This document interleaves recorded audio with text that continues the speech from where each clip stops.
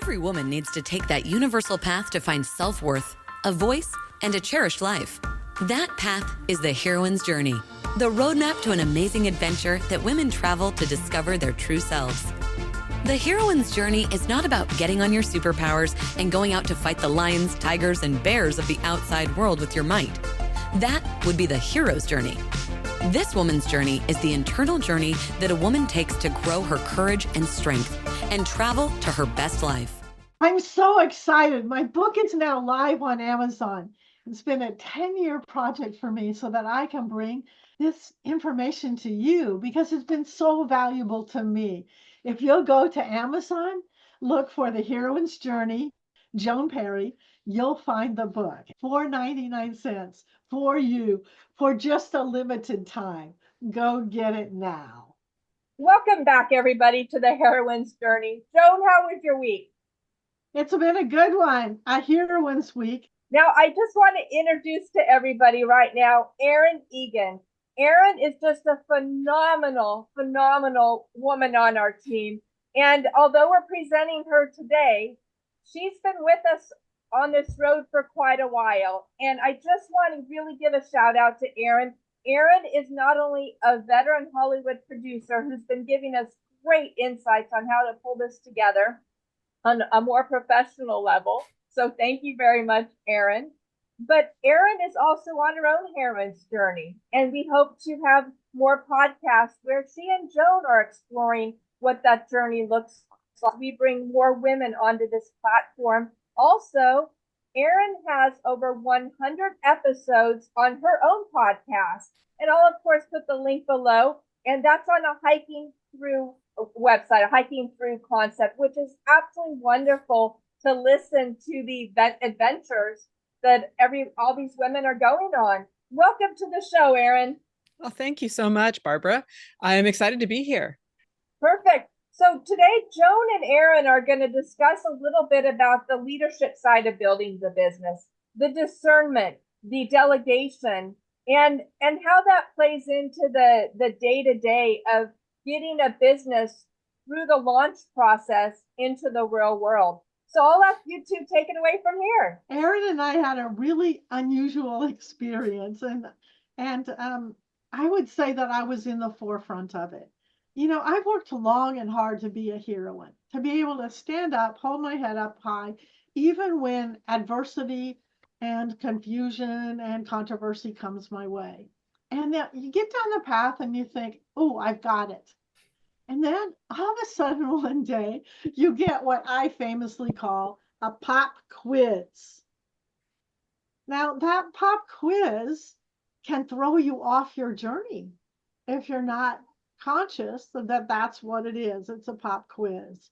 So you might have gone along being a heroine for quite some time, and then something will come your way, and it might pull back an old childhood memory. It might pull back a belief that you have that limits you. It might pull back just a wounding of your self-worth in a fashion that you fall out of being the heroine and back to being the victim. And then, like all of us, because pop quizzes come along even after you get the concept of the heroine, then you have to pull yourself out. So what we're going to do today is we're going to talk about something that happened to me, and Erin was part of that situation, and how we played it out. So the story I'm going to tell you is that, you know, as we built the heroine's journey, we have to reach out to other parties to help us. I mean, we've got podcasts going on and newsletter going on and book going on, and it just seems like there is so much to what we're doing here. So we did that. We reached out to a vendor who could help us do something. It was actually somebody that I'd known for quite some time. And as we reached out, we started down the path and things didn't work so well. Like, this wasn't the way we wanted it, or that wasn't the way we wanted it. Because at the Heroine's Journey, we have high standards. We want to deliver to you the best. We want to encourage and inspire and enliven your journey as a heroine on the heroine's journey. So in this situation, it just wasn't serving us for that. And then when I started, let's call it even complain, when I started to complain about it, what I got back was pushback. Now, initially, I didn't really recognize it because it felt very familiar to me. It was a male who was pushing back and telling me, "You're blonde. You're not so smart. I've got the best way for you forward. I know better than you do." Well, as I mentioned a minute ago, that is a direct message from my childhood and the father that I had. While at one level, he thought I should stand up and be accomplished, at another level, he wanted to remind me that I was a woman and that I didn't necessarily stand out the way I thought I did. So in this situation, I started to get those messages.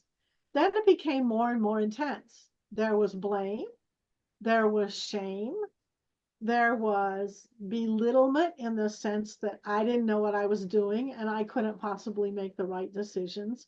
And all of a sudden, I felt myself in the middle of what felt like I was the fly and the spider had wound me up. I was in the middle of a situation that, number one, wasn't working for us. Number two, was causing so much difficulty that I had to unwind it, and it was not producing our path forward on the heroine's journey. But number three, I felt caught and defenseless. It totally took me back to being a victim. And I felt uncomfortable. And I felt like as much as I said anything, I wasn't being heard. And I felt like it was going to derail what we intend to deliver. So Erin was very much a part of that as well, because I reached out to her and to the rest of our team and said, "Oh, help." And they gave me clarity. So I'm going to pause here and we're going to open the conversation about kind of what happened, what did we do, and what did I learn? Always the fun questions. Yes, right. Go for it, Erin. What did you see? Well, it was really interesting because, and I think you captured it really well or summarized it really well, because I know you, my experience of you is very, very certain. You know what you want. You are a stickler for, like, we've talked about this multiple times, like you want it right. You want to do it right. You want to give the best product that you can. And when we started having problems, you kind of got into a spin cycle a little. I deflated. Yeah. Yeah, really. And it I basically was watching it throw you for a loop, basically. Uh-huh. And it's sort of like all we could be there, like team wise, was sort of there to be your sounding board and try to, I don't want to call it the voice of reason, but it sort of was the voice of reason. But basically show you or tell you the North Star, like where is that place still? And it's still there. And what was funny for me is that even after you guys would tell me that, I would get it intellectually, but I was still caught in an emotional loop. So you kept telling me, yes, we should leave this. Yes, we should do something different. Like, I loved it when you said to me, but if we continue to try to make it work there, you'll still have this person we were having difficulty with. And if we stayed there longer, that problem was just going to get bigger because we are going to get more entrenched there. But what I observed in myself is while I could hear your logic and while I could hear you telling me the path, I was tethered emotionally. Yeah. And that was the biggest part of it. Yeah. I guess to set the stage a little bit, this is something that's been going on over the last 2 or 3 weeks, actually. It wasn't something that just happened yesterday or something like that. It was happening over the course of about 3 weeks in exactly the manner that you're talking about, Joan, where we would have a larger conversation and then you would, and maybe we shouldn't have left you alone to have those conversations, but we did, unfortunately. But we would have the overall conversation within the team, and then it was your responsibility, I guess, in this case, but to have the larger conversation with the individual. And I could feel the resistance in you, the hesitancy in you, the discomfort about having that conversation. What you guys did is you helped me to realize that I was getting shamed and blamed. Yeah. And so then my antenna could go up and I could say, hey, there's something going on here. How do I deal with this? Because on my own, I couldn't even pick that out. So for your purposes, or for you, because of the familiarity of it, you just sort of went down that rabbit hole. And it went interesting. So it was us saying to you, like, this isn't working. It's, X, Y, and Z that actually, I guess, held the mirror up and allowed you to see it happening, I guess. Yes, because as we talk about in the course, the people you surround yourself with are so important. Yeah. And so what I discovered is I had a team around me who wanted my best interest. And I trusted your feedback. And while I couldn't figure out how to get out of this, I always like to use the word trash compactor, because when things don't feel good around you, there's a trash compactor coming in at all different sides. But here's the problem with that. The problem is that the instructions are on the outside of the box. And I was on the inside. So you need somebody to read them for you. Exactly. So as you were telling me, like, I could start to acknowledge my pain. It was uncomfortable, I felt my self-worth being diminished. Yeah. I felt my fire to carry on with our mission being diminished. I felt my heroine's journey being compromised. But what the heck did I do about it? What could I do about it? Hey, exciting. Look at the screen. The book, The Heroine's Journey, The Art of Becoming the Heroine of Your Own Life, is now up. You can download it as an ebook. I got something really special for you too. The ebook is at 99 cents for the next 2 weeks. It's a special offer to our inner circle. Those of you who are listening to the great journey that we're talking about on our podcast every week. The book takes you into the understanding of the heroine's journey and your journey. And once you've read the book, we'd love for you to come back and tell us about how the heroine's journey is working out for you. Please write us a review. In the meantime, The Heroine's Journey on Amazon for 99 cents for you for just a limited time. Go get it now.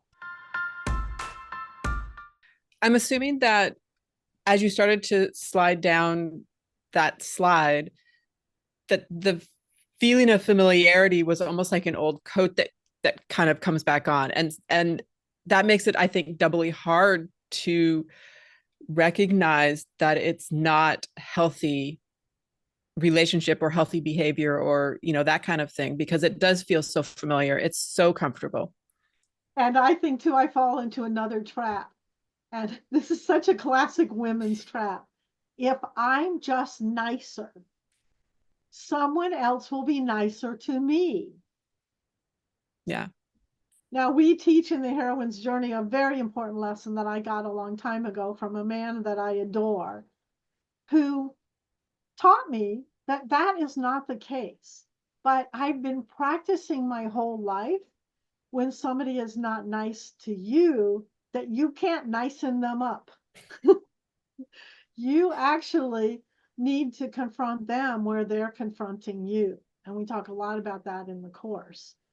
But that's hard for me as a woman because I'm taught to be nice, to be, kind, to step back, to speak less, to, you know, I will happily take the cloak of feeling inferior. Yeah, Like, where definitely. did that come from? Unfortunately, society and culture. Yeah, exactly. But I also think that there's a sliver, and I know that this is a cliche phrase, but when they say that men marry women or get into a relationship with a woman because they want her to stay the same, and women get into relationships with men, whether that's a partner or a boss or a whatever, but we see the best of them and we think that we can help them achieve that, Yeah. which means that we get stuck there trying to help, even though it's not healthy for us. And it's actually probably pretty toxic for us, Yeah, which really. begs the big question. If the trash compactor is coming in around you, do you need to stay? Well, I think the answer is no. when I went to you guys, I was thinking I did. Interesting. I was thinking I needed to stay. I needed to work it out. I needed to fix it. And I'm going to just add a story in here really quickly to tell you that when I came out of an abusive marriage where my husband was physically abusive, and I went to a therapist and she said, I don't want you to ever go back there again. My first response was, but it's my husband. Aren't I supposed to fix it? I've been taught to stay. I've been taught to fix it. I've been taught to be nicer. There are so many Yeah. things around me that promote me to say, yes, I'm supposed to stay. In this situation, I'm supposed to fix it with this one person. And I think the other thing that happens there is that, and you said this over and over to me, Joan, there are so many other options. And I was like, well, this is the only one I know. Like, don't I have to fix this situation? Like, don't I have to stay here? Yeah. No, no, you don't. But you could only see that because you were on the outside of it. I Yeah. couldn't see it from the inside because Yeah. there's, as you point out, there's so much culture and there's so much society and there's so much teaching. And, all of us are, we're not 20 something. So the generations that we grew up in really taught us that there was a distinction that was different than a man about how we should present ourselves. Yeah. It's very true. And I think it still exists. And this is a little off topic, but it's still, I think, relevant to what you were saying. Men teach their sons how to move in the world, whether that's you shake a hand with a man every, first time you meet them in the morning or whatever. But fathers teach their sons how to move in the world. They don't teach their daughters the same skills. Uh-huh. So, and this is a fun little thing that I end up doing is watching where you have a man and a woman meeting for each other for the first time or whatever. And even in a business setting, a lot of times they will not shake hands because we're not taught to do that. Uh-huh. We're And taught, men are not taught to shake a woman's hand in the same way that they would shake a comparable man's hand. and I think the importance in what you're saying is that, while we want to believe that there's equality with men and women, because we've worked so hard to make that happen, we still have to recognize on the heroine's journey that maybe sometimes there's not. And Yeah. when it starts to derail your heroine's journey, as it was for me, maybe you better have to have a heads up because we have a purpose here. We have a mission here where women, our lives are not meant to suffer. Our lives are meant to blossom to our fullness. And if something's getting in our way, we have to recognize it no matter where it comes from. A bad belief, a childhood experience, teaching from the culture or from the family. We have to have our antenna up to identify what that is so that we Yeah. don't just get totally stopped in the process. Yeah. So Barbara, do you have something to weigh in on this? I'm seeing a cultural change too, as far as in the workplace. So we're talking about men and women kind of on equal ground here and trying to figure out what belief system we bring to the platform, a scenario, or the event. But in the workplace as well, it's very evident, just like the three of us bring in our beliefs, so do the people on the other side of the conversation.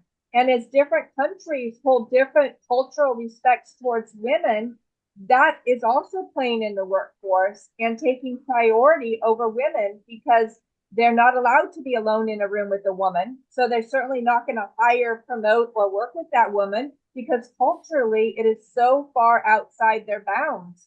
So this was an example of in a business that's being built, a partnership agreement. But a lot of people face this, as you mentioned, Joan, in the household, and then in the business. It's coming from us in a lot of different directions. And it doesn't mean by any level that women are not equal. It just means that we as women need to have our beliefs in alignment with who we truly are and perhaps stand up for ourselves, draw the line, or walk away when necessary. So that's exactly it. It brought me to the moment where I was like, I have a problem. And I recognized that I was getting shamed and blamed, and I was caught. So I think that's the first step, is acknowledgement.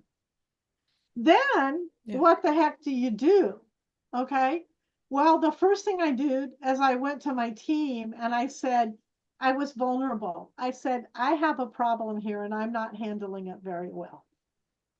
And they all, bless their hearts, were compassionate and kind.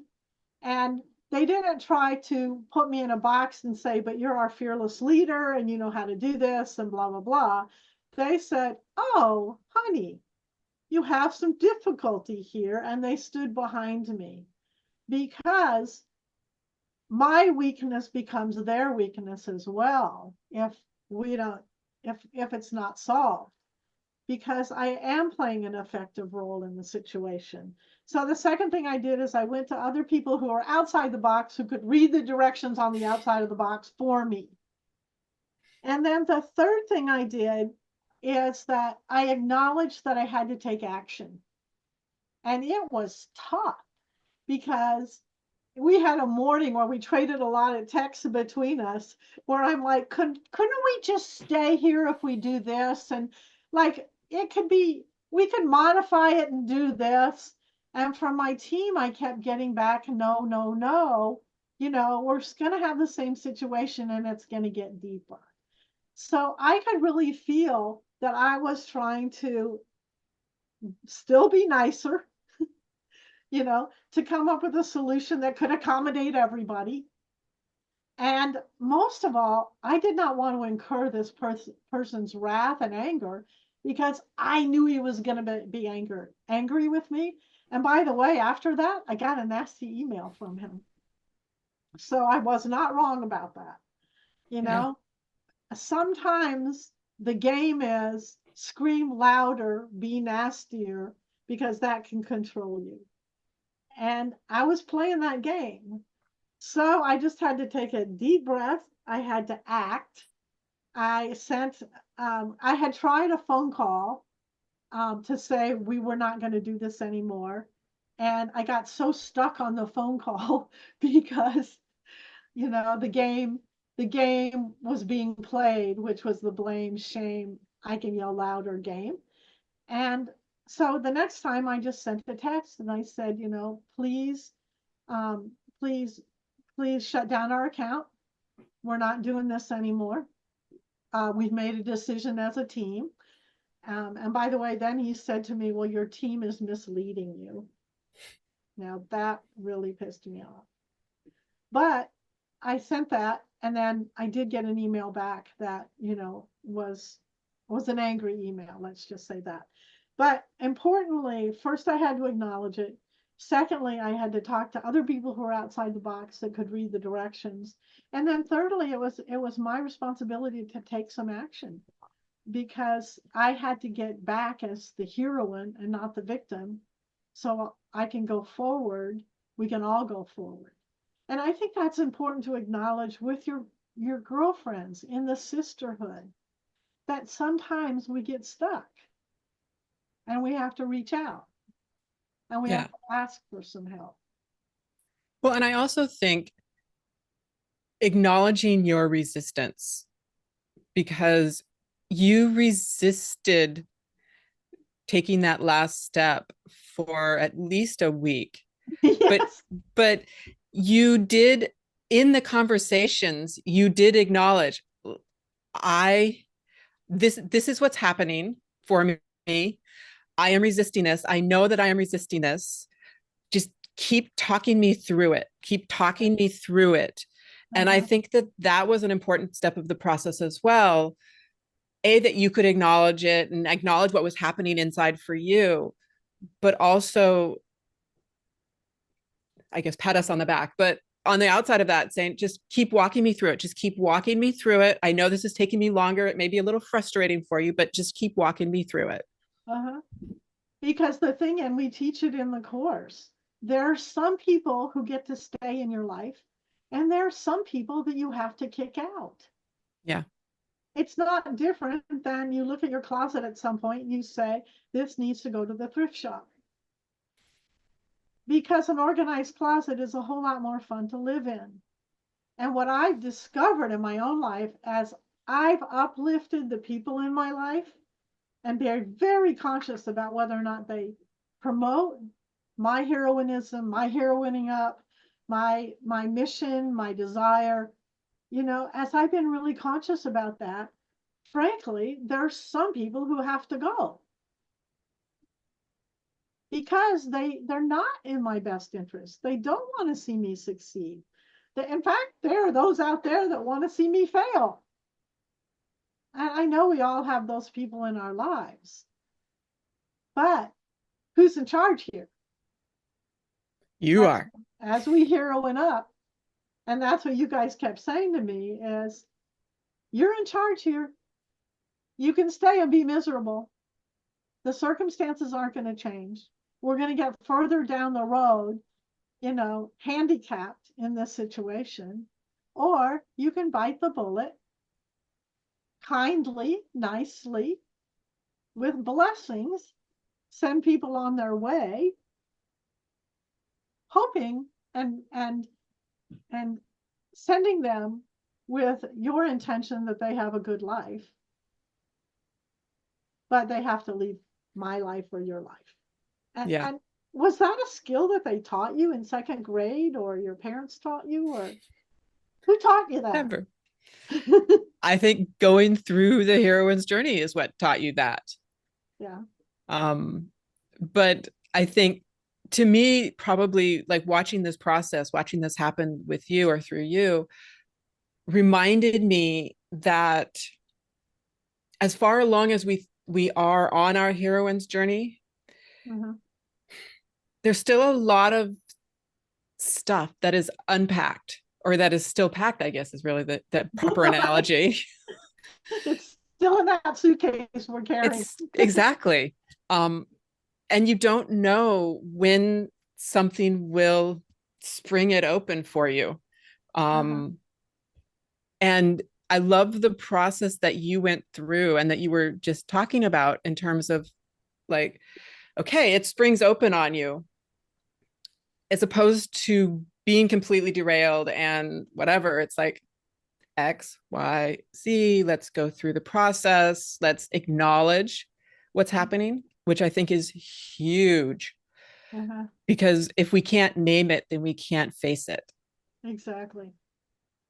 And for me to be shamed and blamed and have my self-worth and diminished, my sister used to say, whatever you knew as love as a child is what you know later. So a real trap for me was that it felt comfortable. Yeah. Like, I know this. I'm comfortable. I've got coping skills. I can stay here. The walls of the trash compactor can come in, you know, and we'll just hang out here. Yep. But what the heroine's journey has taught me as well, because I got to tell you, doing this work was all about me getting out of my own misery. And doing the work of the heroine's journey has taught me that I don't need to stay. But in this situation, I had to not only deal with my intellectual understanding of that, but also my emotion, and my patterns and my beliefs.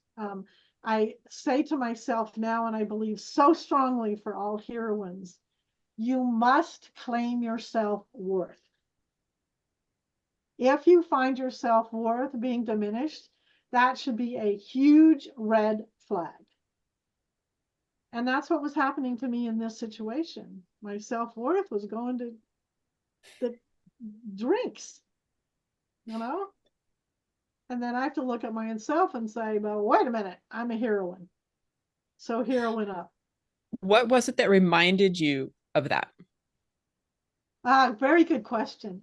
What reminded me of it is the way I started to feel. I got a real sense that I wasn't feeling in joy, freedom, and prosperity. I was feeling like breathing was hard, like I was defending myself, like, that feeling when you start to feel like, oh, there's something coming over my, and it's making me smaller. So what I would tell you, the trigger for beginning the acknowledgement stage was how I was feeling. Because I'm committed that we don't suffer. And I was starting to suffer. Yeah. Mm-hmm. What made you finally take the action that you knew needed to be taken? Great question. And I would tell you it was the support of all of you guys. Each one of you had a specific comment that made me realize that the truth was my path ahead was going to be better if I took this action. I could not trust my feelings at the moment. I had to trust. That's when I had to go back to my head and get out of my heart, because my feelings were trying to make me accommodate and get smaller, and love is what you knew as a child. So my feelings weren't helping me out of the situation. It was when you said to me, if we stay there a year from now, we're still going to have the same personality. And I was like, you're right, and this is not going to work. And Jacob, also on our team, said he kept telling me, to the point that he wanted to say to me, but he didn't because he was kind, Joan, this just isn't working. But it was the acknowledgement from all three of you that the path forward was a different path than the one that I was stuck in. And then I took a leap. It was literally a leap. I was like, okay, hold my breath. Let's go for it. I'm going to trust. And as you know, one of the things this person was trying to do to undermine me was to tell me that my team sucked. Yeah, that we didn't have your best interests. You didn't have you were manipulating me. Yeah. And so I had to get clarity on that part too. Who do you trust in your life? And when the going gets tough, unless there's real reason for it, don't stop trusting those people. Yeah. Absolutely. It's interesting thinking retrospectively about the moment and the final conversation we had before you did the email or tried to make the phone call or whatever. There was a change in your voice. Yeah, before that you had, dare I say, a weaker voice, but a more hesitant voice, a more accommodating voice, trying to smooth it all out and make it just work. And in that last conversation, sort of at the end of that conversation, you were like, okay, yeah, let's do it. We got to do it. And there was that power back. I heroined up. Yeah. Which is what we're always calling all of us in our team and in our work, is to heroine up. You cannot come forth with your best if you're being victimized. Just doesn't happen. You have to be a heroine. Yep. And sometimes it's hard. Well, Joan, I want to thank you too for being so open and honest. There are so many moving pieces, and it isn't that there's one box in front of you and you need to choose the perfect path through the one box. It's there's boxes being thrown at you, left, right, center, duck, run. I think this is just a great lesson for all of us on the team and women in general, that we're perfectly capable. We can work alone, but we don't have to. And as Erin mentioned, having somebody to read the instructions on the outside of the box that Joan is talking about is just such a wonderful, wonderful reminder that we are not alone. All we have to do is reach out and ask, and there is just an abundance of support out there for us. So Erin, I really want to thank you for being such a strong and great leader on this team as we move forward down this path. And we're just really looking forward to continuing to evolve. That is this week's episode of The Heroine's Journey. You can access the blog post for this episode along with other great resources at walkthejourney.com. Also, get your free ebook at walkthejourney.com so you can say goodbye to just surviving and turn into thriving. Join us next week for another fun, inspiring, and uplifting episode. If you love this episode, feel free to subscribe and give us a review on iTunes. Stay in touch on other social media platforms, Instagram and our Facebook group, both at The Heroine's Journey LLC. Until next time.